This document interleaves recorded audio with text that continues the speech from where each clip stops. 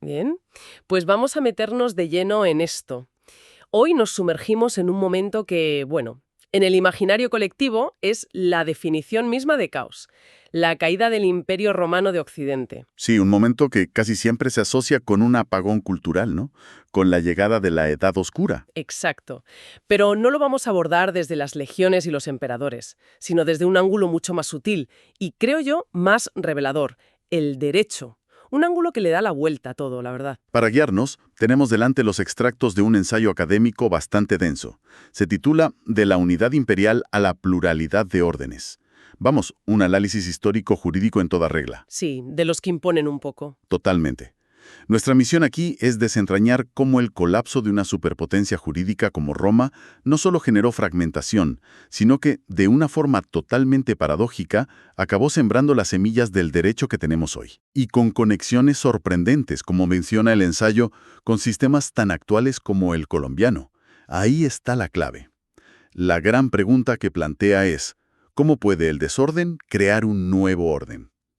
Y es que lo fascinante y el punto de partida del ensayo es que nos pide que dejemos de ver este periodo como una simple era de barbarie y desorden. ¿Qué es la visión clásica? Claro, nos invita a migarlo como un gigantesco y, sí, desordenado laboratorio jurídico, un tiempo en el que la ausencia de un poder central obligó a la gente a experimentar, a la fuerza, con múltiples formas de justicia y legalidad, Y todas coexistiendo a la vez, me imagino. todas coexistiendo y a menudo compitiendo en el mismo territorio. De acuerdo. Pues empecemos por el momento de la ruptura, el año 476.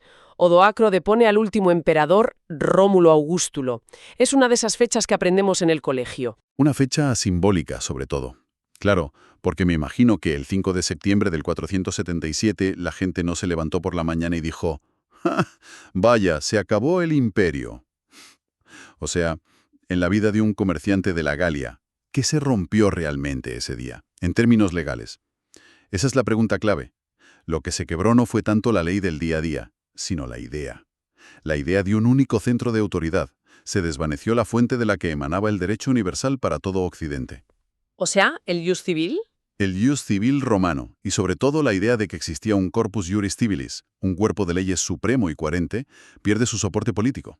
Es como si de la noche a la mañana el Parlamento y el Tribunal Supremo de un país desaparecieran. Vaya imagen.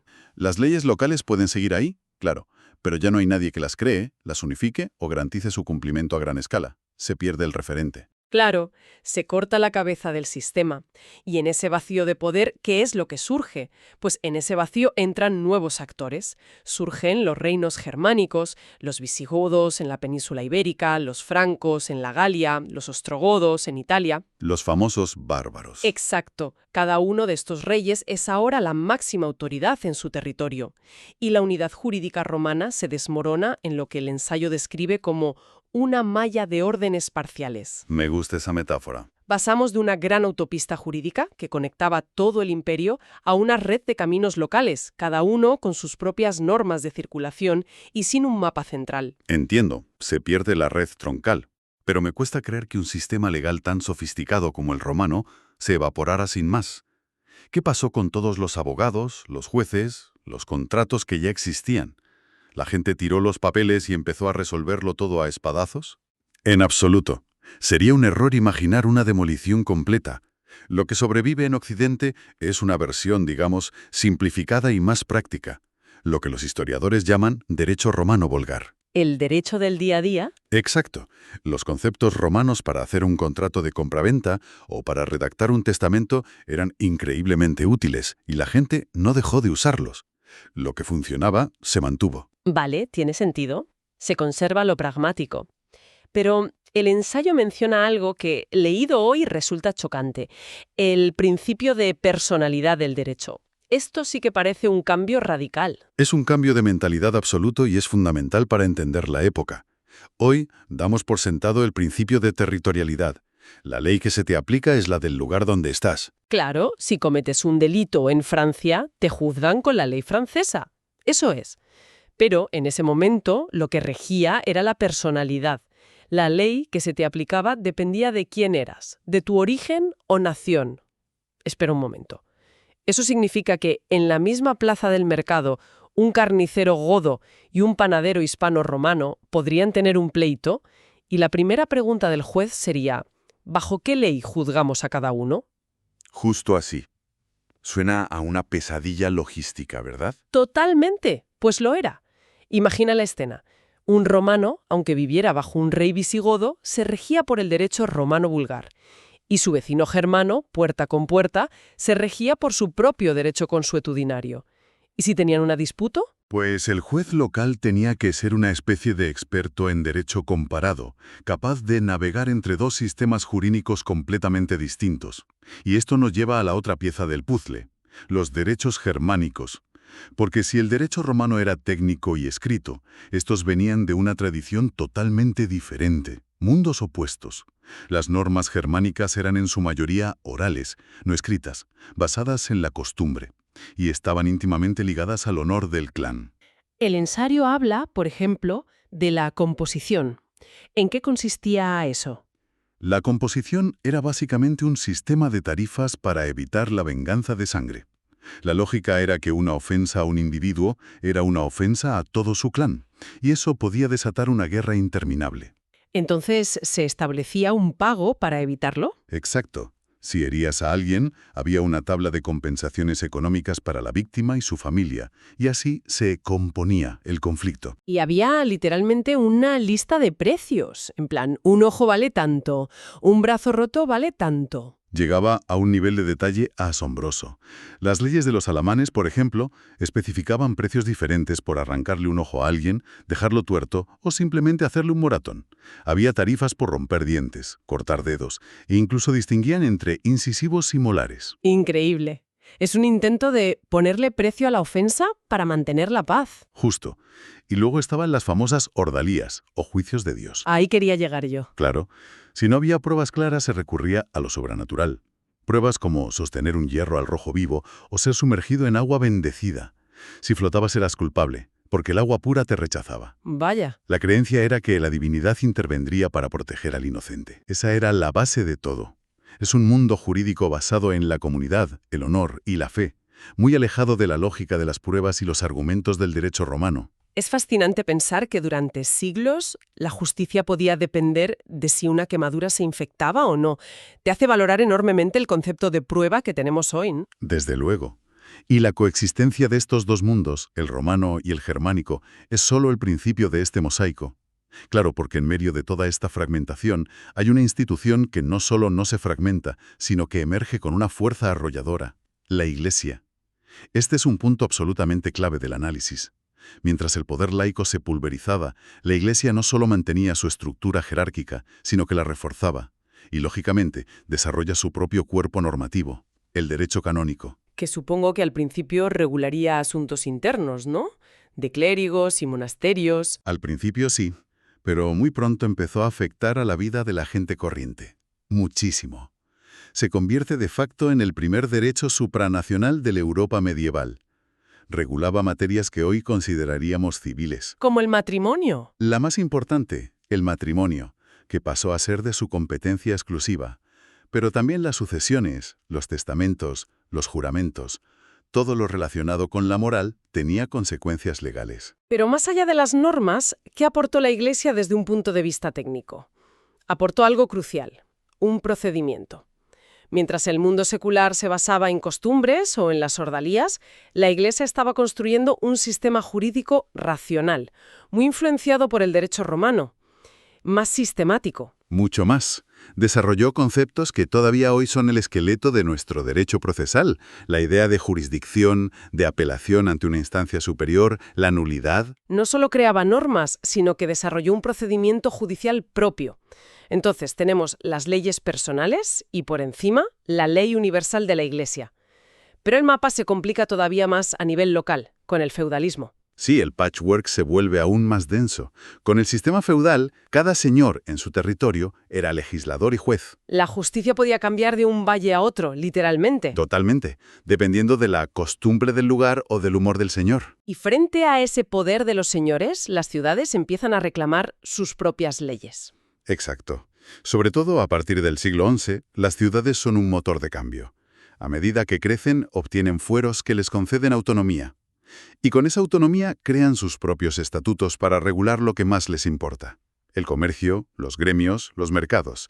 Un derecho muy pragmático hecho por y para comerciantes. Muy pragmático. O sea que el resultado es un solapamiento de tribunales.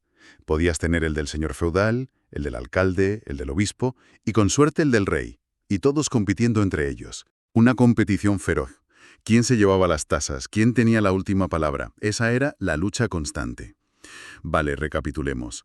En un mismo lugar tenemos restos de derecho romano, costumbres germánicas, derecho canónico, normas feudales y estatutos urbanos. Visto desde hoy suena a un caos absoluto. Desde nuestra perspectiva, acostumbrados a un código civil, sin duda lo parece. Pero el ensayo propone leerlo de otra manera. No como caos, sino como un laboratorio de experiencias. ¿Un laboratorio? Sí. Este periodo demostró algo fundamental, que la unidad jurídica no es el estado natural de las cosas. La diversidad es la norma. La unidad es un proyecto político, una construcción que requiere un poder inmenso. O sea que la diversidad es el punto de partida, y la unidad es la excepción. Es lo que, a la larga, crea la necesidad de una nueva síntesis. El sistema era tan complejo que se hizo evidente que hacía falta encontrar un lenguaje común. Y esa síntesis, según el ensayo, sería el ius commune. Precisamente. La fragmentación fue la enfermedad que provocó la búsqueda de la cura. Imagina que eres un jurista en la Universidad de Bolonia en el siglo XII. Te encuentras este panorama. ¿Qué haces? Buscas algo que te sirva de referencia, supongo. Pues recurres a lo más sofisticado que tienes, el Corpus Juris Civilis de Justiniano, que se redescubre en Occidente. Pero no lo usaron para reemplazar las leyes locales, eso habría sido imposible. Entonces, ¿para qué? Lo usaron como un metalenguaje. Era una gramática jurídica universal que permitía ordenar, interpretar y dar un fondo técnico común a toda esa pluralidad. El ius commune no era una ley que se imponía, sino una ciencia que se enseñaba. Bien, analicemos esto en profundidad. Hemos visto cómo la unidad se rompió, cómo convivieron múltiples sistemas y cómo de esa complejidad surgió una necesidad de orden. Entonces, ¿cómo se traduce todo esto a hoy? El ensayo establece un puente directo con el derecho colombiano contemporáneo. A primera vista parece un salto enorme. Es un salto, pero tiene una lógica muy poderosa. Colombia hoy en día tiene un sistema de pluralismo jurídico reconocido en su propia Constitución. No es un sistema monolítico. No, claro. Conviven la jurisdicción ordinaria, la contencioso-administrativa, la jurisdicción especial para la paz, la JEP, y la jurisdicción especial indígena, cada una con sus propias normas y autoridades. Visto así, nuestro sistema es mucho menos uniforme de lo que solemos pensar. Mucho menos. Y entender la experiencia medieval nos ayuda a ver nuestro propio pluralismo no como un problema, sino como lo que es, una forma sofisticada de gestionar diferentes realidades sociales dentro de un mismo Estado. O sea, que la Edad Media nos enseña que la coexistencia de fueros no es necesariamente caos. Si se sabe articular dentro de un marco común, ¿no? Entonces, el jurista colombiano moderno, que debe manejar la Constitución, los códigos, los tratados internacionales y el derecho indígena, ¿tiene un rol parecido al del jurista medieval? En cierto modo sí. Se convierte en lo que el ensayo llama un traductor de fuentes. Debe ser capaz de dialogar con lógicas jurídicas distintas. Entiendo. Entender la historia de la fragmentación postromana nos enseña que el derecho no es una lista de artículos. Es un proceso histórico de ajuste constante entre poderes y comunidades. Comprender ese caos original nos permite valorar mucho más la unidad constitucional que tenemos. Y a la vez nos da herramientas para gestionar nuestra propia complejidad, sin asustarnos. Exacto, entendiéndola como una riqueza y no como un defecto. Entonces, la conclusión es que la caída de Roma no fue un final, sino el comienzo de un larguísimo y desordenado experimento jurídico. Un experimento cuyas consecuencias y debates llegan hasta nuestros días. La unidad simple dio paso a una diversidad compleja, y esa diversidad, a su vez, exigió una nueva forma de unidad, mucho más reflexiva. Y esto nos deja con una reflexión final. El ensayo concluye que entender esta historia no es un lujo académico, sino una herramienta estratégica para cualquiera que quiera comprender sus propias instituciones. Totalmente de acuerdo. Así que la pregunta que queda en el aire, y que el material nos invita a pensar, es: ¿de qué otras formas los caos aparentes del pasado siguen estructurando de manera invisible la lógica de nuestro presente? ¿Qué otros laboratorios de la historia aún no hemos terminado de analizar para entendernos mejor hoy.